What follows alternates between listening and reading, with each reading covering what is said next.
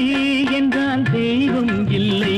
இங்கே நீ இல்லையே கண்ணே நானும் இல்லை.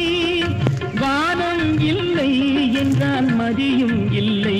உந்தன் வார்த்தை இல்லை என்றால் கீதம் இல்லை. நீ வந்ததால் தானே பூ வந்தது. நீ வாடினால் வண்ண பூ வாடுமே.